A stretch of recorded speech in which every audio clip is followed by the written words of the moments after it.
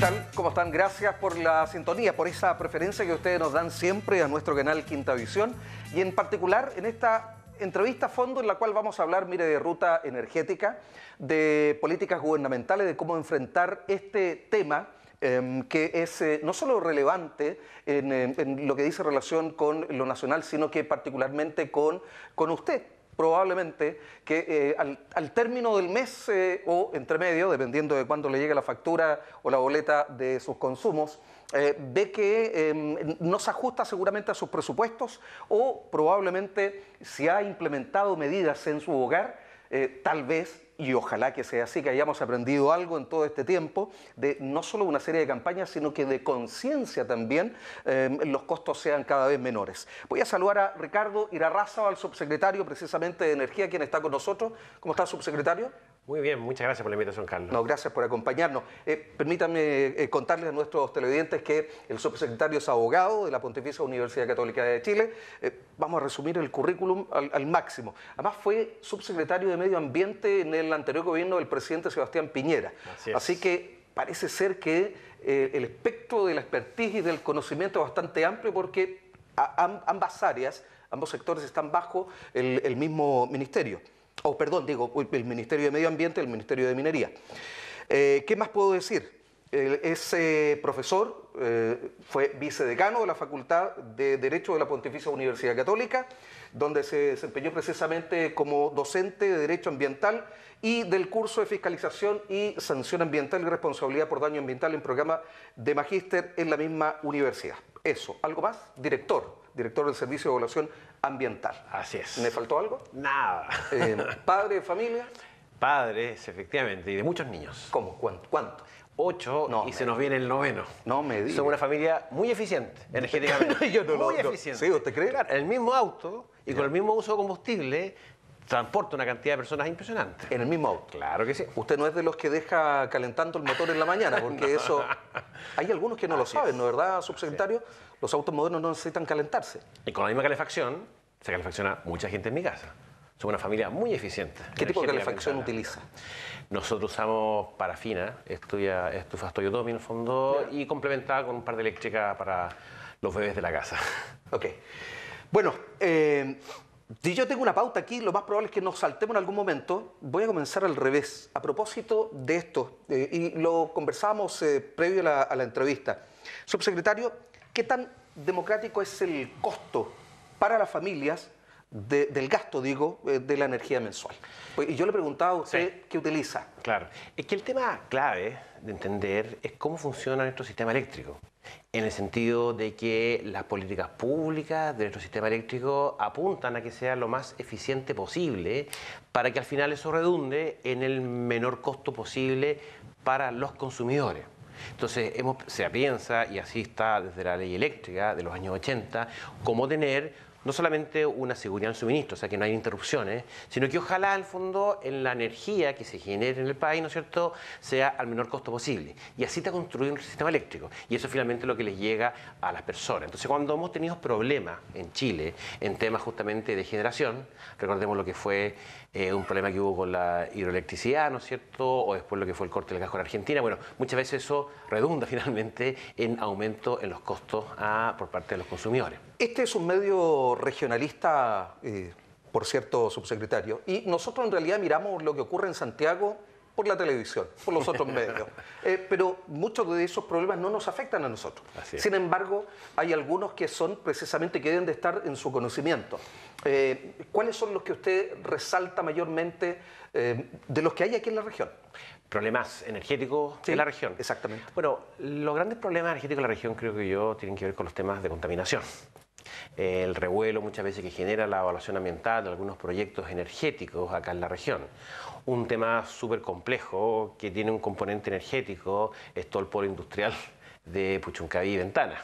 Exacto. Grandes temas, en el fondo, que evidentemente para la región son muy relevantes y que de alguna manera el gobierno ha ido trabajando y apoyando un poco para tener una gestión eléctrica cada vez más sustentable. Ahora, a propósito de los proyectos y de las iniciativas que se presentan, este gobierno del presidente Sebastián Piñera lo que está haciendo es darle un sello de participación ciudadana, es decir, de conversar, de dialogar y después de definir. Así es, fue algo muy interesante que se le ocurrió a la ministra de Energía, Susana Jiménez, y lo conversamos con el presidente de la República. Dijimos, claro, nosotros tenemos un programa de gobierno, hecho en el fondo muchas veces entre cuatro paredes, con grupos, qué sé yo, etcétera. Pero necesitamos dos cosas. Ese programa necesitamos complementarlo con lo que nos diga la ciudadanía, pero no la ciudadanía de Santiago, en parte sí, la ciudadanía especialmente de regiones. Entonces fuimos a las regiones y armamos talleres en los primeros 2 meses de gobierno en todas las capitales regionales. Fueron alrededor de 2.200 personas al nivel de todo el país. Y se convocó a la academia, se convocó a los dirigentes sociales, se convocó a los dirigentes ambientales, se convocó a los gremios, a la industria. Sector público, privado y la organización civil. Todos, en el fondo, para que de alguna manera nos levantaran los temas regionales. Porque en tema energético, las particularidades de cada región son muy distintas. Pensemos, por ejemplo, región de Magallanes versus región de Valparaíso versus Antofagasta. Lógicas diametralmente muy diferentes y complejidades distintas. Entonces, se levantó una gran cantidad de información. Fue algo con mucho respeto. Algunas veces hubo discusión, qué sé yo, pero todo bajo las lógicas de pensar en el país, del bien común, de los consumidores, etc. Y finalmente pudimos levantar un documento que denominamos la Ruta Energética. Ese documento tiene parte de lo que fue el programa de gobierno, pero gran parte de lo que fue este levantamiento de temas regionales. Y eso fue muy interesante porque además hubo un respaldo político muy potente por parte del presidente de la República, en que fue el mismo presidente quien lanzó esta ruta energética en el mismísimo Palacio de la Moneda. ¿Y cómo se resume esa ruta energética? ¿Qué significa en definitiva? Son 7 ejes con los distintos temas que fueron planteados por la ciudadanía. Dentro de los temas más relevantes, obviamente, tienen que ver los temas ambientales, que fueron levantados mucho, pero también los temas ciudadanos. De hecho, nosotros hablamos de un sello ciudadano en el actual del ministerio, también de un sello social. Un tema que nos convocó bastante y que fue muy interesante y que de alguna manera no estaba en la lógica inicial del ministerio, pero que lo levantamos en este peregrinar regional, fue los temas de vulnerabilidad energética. ¿Qué significa la vulnerabilidad energética? Claro, todo el mundo piensa que Chile es un país que está a puertas del desarrollo, con una, se supone, muy buena calidad de vida, pero el problema es que hay una especie como de Chile B, en que hay mucha gente que todavía no tiene acceso a la energía eléctrica, o ese acceso es parcial. Por ejemplo, la semana pasada estuve en un pueblo de Iquique hacia adentro, en la quebrada Tarapacá, en que ellos tenían... ¿Leña?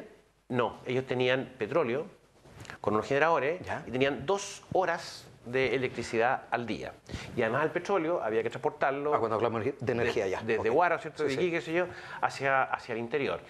Y nosotros, claro, como ministerio armamos un proyecto en que le pusimos paneles solares a una escuela para que existiera, ¿no es cierto?, suministro constante a la escuela. Asegurado. Y que los niños no tuvieran solamente 2 horas con energía eléctrica. Entonces, ese es un caso específico, pero como ese caso hay muchos lugares y localidades del país que están con la misma problemática. Tiene todo sentido, subsecretario, por el hecho de que eso evita la reacción de la ciudadanía, porque en general eso es lo que siempre se ha visto. El proyecto ya está casi, digámoslo en chileno, cocinado, y la ciudadanía se entera posteriormente aquello, y luego viene toda una campaña precisamente de poder bajarlo. Bueno, eso se fue levantado especialmente cuando se discutieron las temáticas ambientales. Básicamente la gran discusión respecto a la evaluación ambiental de proyectos y muchas veces a la oposición ciudadana a determinados proyectos tiene que ver con temas de localización. Los rulos, por ejemplo. Claro, ¿dónde está ubicado un determinado proyecto, ¿no es cierto? Ahora, muchas veces son cuestiones que se pueden zanjar quizás en forma distinta. Entonces, lo que promueve el Ministerio de Energía a través de uno de sus programas importantes, que se llama el programa Más Energía, es que es no solamente tener proyectos energéticos, sino que tener buenos proyectos energéticos. Y para eso, nosotros les pedimos a las empresas que antes de que ingresen sus proyectos a evaluación ambiental, exista un relacionamiento previo con la comunidad. relacionamiento en el cual el ministerio los apoya. ¿Eso no ocurría así o tan así no ocurría? ¿No pasaba? No pasaba, porque de alguna manera, claro, la gente pensaba que lo importante era tener el permiso ambiental. Pero ahora ya no solamente basta el permiso ambiental. Y después venían las compensaciones, el fondo del buen vecino, etc. Tú necesitas también una licencia social. O sea, que haya también, yo no digo que esté todo el mundo apoyando a una empresa específica, si siempre va a haber gente que se ponga, qué sé yo, pero evidentemente tú requieres, pero para eso es muy importante conversar antes de ingresar a evaluación ambiental, porque una vez que tú ingresas a evaluación ambiental, tú ya ubicaste el proyecto, pero para eso, en el fondo, es tan importante hablar antes con la gente, porque eventualmente la gente te puede levantar temas que tú no tenías contemplado levantar en lo que es la evaluación ambiental de tu proyecto, en temas de diseño del proyecto, en temas que tengan que ver con la ubicación específica del todo o de partes del proyecto, temas que tienen que ver con la tecnología. Entonces tú conversas en forma previa. Entonces se les pide a las empresas que esa conversación se lleven a cabo con el apoyo técnico del ministerio y que ojalá puedan incorporar en el estudio de impacto ambiental que van a presentar algunas de las conclusiones de ese relacionamiento previo con las comunidades. Y ese también es justamente el espíritu del proyecto de ley que está ingresando el Ministerio de Medio Ambiente esta semana al Congreso, de reforma al sistema de evaluación de impacto ambiental, que en el caso de los estudios de impacto ambiental es obligatoria una etapa previa de relacionamiento con la comunidad. Vamos al plano doméstico, porque más allá del industrial, el doméstico seguramente es el que le interesa mucho a nuestros televidentes. A mí me interesa. Me interesa ver una cuenta de luz por esfuerzos que hacemos personalmente, seguro, ya no solo en el cambio de ampolletas, sino que en ir apagando todo, a sacar... Hemos ido aprendiendo. La eficiencia energética. Exactamente, hemos ido aprendiendo, pero hemos tomado conciencia, ¿esto se nota? ¿O nos falta mucho? Claro, nosotros tenemos un programa en el Ministerio de Energía que tiene que ver con la eficiencia energética, en que apoyamos especialmente a personas más vulnerables. Así es.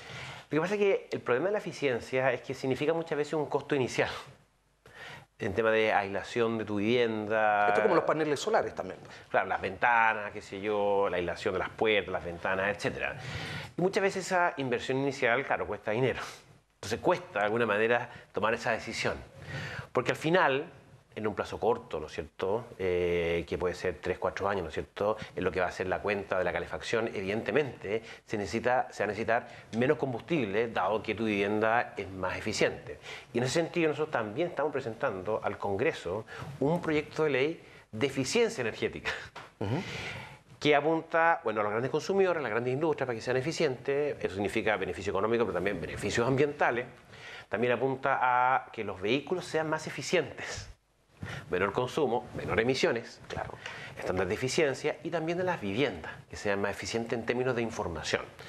Este proyecto de ley contempla la idea de que cada vivienda, si tú la quieres vender, tenga una calificación energética. Entonces, en la escritura pública de compra-venta, tú vas a incluir cuál es la calificación energética de la vivienda que estás vendiendo, para que el comprador sepa exactamente cuál es el nivel de aislación térmica. Es una nomenclatura como los refrigeradores. Exactamente, exactamente. Sabe que esta es una casa súper eficiente, está más o menos, entonces eso también se debiera reflejar en el precio de la vivienda. Pero es muy importante porque eso va a significar beneficios económicos, menor consumo y también beneficios ambientales. Al menor consumo energético, especialmente en tema de calefacción, pensemos todavía hay gente que quizás se calefacciona con leña, especialmente en el sur del país, ¿no es cierto? Bueno, también un menor consumo, menor emisiones, porque justamente el consumo es menor. Y a propósito de lo mismo, la energía en el país, subsecretario, es de alto costo aún. Sabemos que va a bajar en el tiempo, pero es aún de alto costo. Lo primero, en términos de la OCDE, sí, parece que estamos como en la mitad. Por ahí andamos. Y claro, luego, ¿el acceso a esta es igual para todos? Buena pregunta. Respecto al costo, actualmente el costo tiene que ver con las licitaciones que se hicieron en el pasado. En épocas es que especialmente las energías renovables variables, como por ejemplo la solar o la eólica, eran bastante caras para implementar.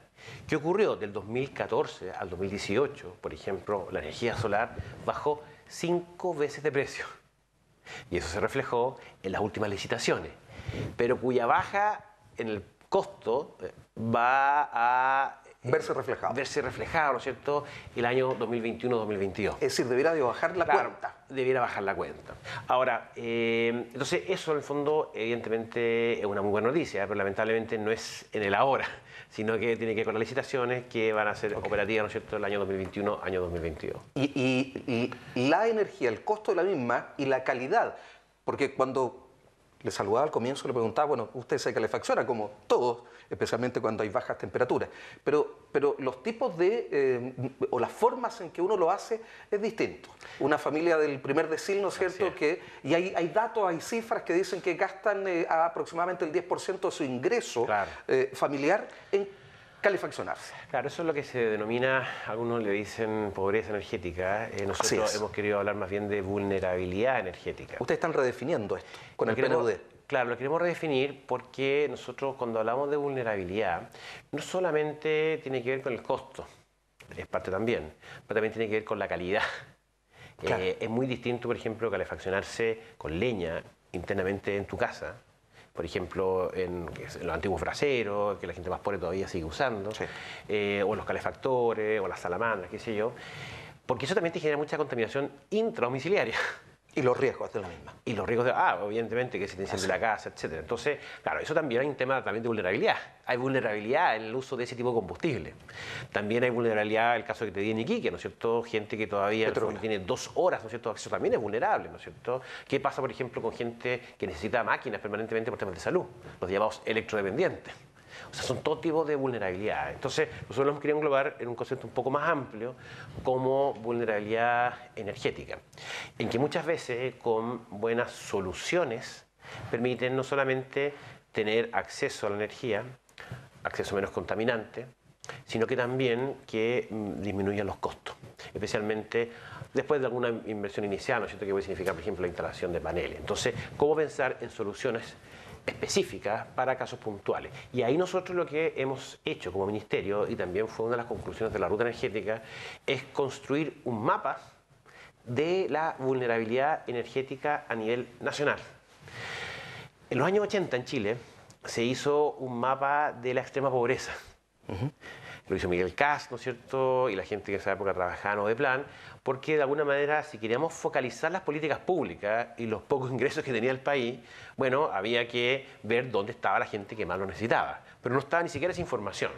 Para el caso de la vulnerabilidad energética tampoco tenemos información.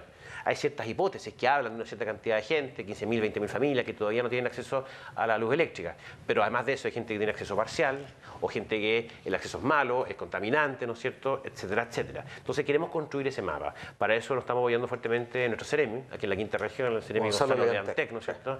Y con la información que recojamos del Ministerio de Desarrollo Social y de otras instituciones, del censo, etcétera, queremos construir ese mapa y poder focalizar la acción social del Ministerio, especialmente en aquellas personas. Hay instrumentos hoy día, subsecretario, y eso está en el acceso rápido para poder no caer frente a la primera oferta que nos entrega el mercado, que dice, esto le calienta rápido, pero hay un costo, watt por hora, uno puede hacer el costo mensual. ¿Ese instrumento se utiliza? Hay una página web, que es la Superintendencia de Electricidad y Combustible. También la CNE tiene una página de energía abierta. Hay mucho sumamente práctico. Es muy práctico, hay mucha información, especialmente para el consumidor, para el usuario. Podemos ver en el fondo cuáles son, por ejemplo, las estaciones de servicio con combustibles más baratos, ¿no es cierto? Y entonces, un llamado a que la gente acceda a esas páginas web, porque hay mucha información muy útil. También en la página web del Ministerio de Energía, en todos los temas de eficiencia energética, también hay bastante información, muchos datos, en el fondo, para que finalmente la cuesta, a fin de mes, ¿no es cierto?, en temas energéticos, sea la benzina al auto, sea el combustible, sea la calefacción, sean lo menores posible. El Ministerio de Vivienda tiene un par de convenios, con AF y también con el Ministerio de Energía. Y en la entrega de viviendas sociales, aunque parezca de pronto, están estos kits de ahorro energético que son ampolletas. Así es. Pero de pronto uno podría mirarlo como nada. En realidad, ¿cuánto significan 6 ampolletas? Bueno, la verdad es que para algunas familias 6 ampolletas sí tienen un valor importante y luego lo que en el tiempo se produce, que es un ahorro en el bolsillo. Por supuesto. Ahora, el tema clave, especialmente en tema de entrega de ampolletas, eficiente, etcétera, no solamente la entrega de ampolletas, porque eso va acompañado de una capacitación. O sea, a las dueñas de casa se les invita una capacitación en que se le dice cómo usar el refrigerador, cómo usar la plancha, no deje abierta la puerta del refrigerador, o sea, un montón de datos que tienen que ver con ser más eficiente en el uso de la energía. Entonces, no solamente la entrega, sino que también la capacitación que debiera acompañar siempre esa entrega, y ese es justamente el plan que desarrolla actualmente el Ministerio de Energía. Bueno, hoy día nos hemos aprovechado del subsecretario de Energía porque además hoy día le concentraba la labor en dos actividades acá en la región. Así, cuéntenos. Dos actividades muy interesantes, pero ambas relacionadas con la eficiencia energética. Bien. La primera. La primera tiene que ver con que, claro, desde el Estado nosotros miramos a la ciudadanía y les decimos, tienen que ser eficientes energéticamente. Pero ¿cómo estamos en casa? El mismo Estado, ¿es eficiente? Entonces nosotros desarrollamos todo un programa para que el mismo Estado sea muy eficiente. No siempre es tan eficiente. No siempre, al revés, muchas veces es muy ineficiente. Y especialmente es la lógica presupuestaria. Tienes presupuesto, tienes que ahorrarlo a fin de año, ¿no es cierto? No tienes muchos incentivos al ahorro. Pero si tú generas ahorro, ese es dinero que puedes dedicar a otras políticas públicas. Redistribuir. Un 5 o un 10% de mejora en eficiencia, en reducción, significa entre 5.000 y 10.000 millones de pesos que van al fisco, ¿no es cierto?, y que pueden ser utilizados para programas sociales. Entonces es muy relevante que el mismo Estado, nosotros, ¿no es cierto?, demos un poco el ejemplo de lo que significa ser eficiente, porque eso tiene beneficios económicos, como los que mencionábamos, pero también beneficios ambientales. ¿Y la otra actividad? Y la otra actividad es parecida, eran pero monitores... eran gestores energéticos en el sector público. Motivadores, en el fondo. Ya. Y la segunda actividad es parecido, pero en el sector privado. ¿Ya? Y con el sector privado que muchas veces no tiene muchas herramientas, como son especialmente las micro, la pequeña y mediana empresa. Claro, las grandes empresas muchas veces van a tener un gerente energético, de eficiencia, etcétera, etcétera. Pero muchas veces la pyme, ¿no es cierto?, que es la que da tanto trabajo en el país y a la que siempre hay que apoyar mucho, ellos quizás no tienen las herramientas para poder seguir disminuyendo sus costos y que de alguna manera a fin de mes, ¿no es cierto?, puedan cuadrar los números. Y ahí, claro, el apoyo que como ministerio podamos darle en lo que es temas de eficiencia energética para que disminuya el gasto de ellos como pyme, en su pequeña industria, etcétera, en su panadería, lo que sea, ¿no es cierto?, es súper importante. Entonces, le hacemos una capacitación, se va a firmar un convenio con un gremio, ¿no es cierto?, para justamente echar a andar lo que puede ser un muy buen mecanismo de apoyo a la micro, pequeña y mediana empresa aquí en la región de Valparaíso. Subsecretario, nos quedan solo 3 minutos ya de la entrevista. El Ministerio también está, junto al de Transporte, está empecinado en trabajar el tema de la, y digo empecinado en bien, ¿no es cierto?, sí, la electromovilidad. ¿Qué nos cuenta de aquella? Súper importante. Ustedes no saben lo que significa un auto eléctrico. Es un cambio de paradigma total. Es un auto que es muy eficiente, consume menos, y de alguna manera la cuenta final en el consumo, ¿no es cierto?, va a salir mucho más barata. Pero el problema está en la inversión. Volvemos a lo mismo. Exactamente. El problema es que actualmente el auto eléctrico sale más caro. Pero ¿subsidios? Los últimos datos nos dicen que por la baja en el precio de las baterías, el precio de los vehículos eléctricos se igualaría con el precio de los vehículos a combustión interna el año 2024. Entonces, de alguna manera, y eso fue datos de este año, los datos del año pasado nos decían que se iban a igualar el año 2030. Entonces, el tema cada vez se achica más la brecha de costo entre los autos eléctricos y los de combustión interna. Pero para eso tenemos que estar súper preparados, de un punto de vista normativo, de un punto de vista de infraestructura. Necesitamos electrolineras, necesitamos que la gente en sus casas tenga cargadores. Necesitamos de alguna manera poder apoyar, ¿no es cierto?, lo que es la importación de estos vehículos. Entonces, el Ministerio trabajando fuertemente con transporte y también con medio ambiente para que la electromovilidad sea una realidad acá en el país. Hay motocicletas que son bastante útiles, claro, tienen una cantidad, una velocidad de 40, 50 kilómetros por hora, así es, que permite tener buen control ante los riesgos y los accidentes, y que la verdad es que enchufarla y el costo es bastante económico y en comparación con la benzina, así es, no es mucho más. No, y realmente es un cambio notable. Ni siquiera no tiene ni ruido el vehículo eléctrico. No tiene combustible. Por lo tanto, no evitamos los perros. No tiene aceite. O sea, al fondo es un cambio bien notable. Y aquí a nivel regional el Ministerio de Transporte está llevando todo un proyecto en cuanto a que hayan cupos de taxi, ¿no es cierto?, que sean eléctricos. Se entiende que son 100 cupos de taxi para que ¿Hay subsidios que ahí? sea eléctrico. En el fondo no es un subsidio, porque son cupos, ¿te fijas? O sea, sabe que usted va a tener el cupo si me viene con... Casi que el 2024 es muy cerca, ¿te fijas? Entonces, de alguna manera es como estar muy preparado para cuando se igualen los precios, estar ahí listo en el fondo para echarle muy fuerte con el tema de la electromovilidad. 30 segundos, subsecretario, para que se nos quedaron muchas cosas pendientes, pero ¿algo que destacar? ¿Algo que contarle a nuestros televidentes? Yo creo especialmente enfatizar cuál es el objetivo último de nuestro gobierno en temas de energía. Mucha gente piensa energía, las grandes empresas, etcétera, etcétera. Nuestro sello como ministerio es un sello social. No, ya lo vemos por el tema ciudadano. Exactamente. Nos pidió el presidente de la República, nos pidió la ministra Susana Jiménez. Ese es el corazón del ministerio. O sea, queremos estar con los más vulnerables, con la ciudadanía, con la señora que le sale cara a la cuenta de la luz. Ese es nuestro foco. Es un nuevo concepto. Es un nuevo concepto. Y para eso nosotros estamos desarrollando a nivel regional con nuestro Ceremi, queremos llegar a todos los lugares, queremos levantar nuestro mapa de vulnerabilidad, queremos apoyar a la gente. Entendemos que es un tema importante, entendemos que la gente se molesta, por ejemplo, cuando hay interrupciones del suministro eléctrico. Queremos también, de alguna manera, estar muy arriba de las empresas para que puedan cumplir muy bien sus obligaciones.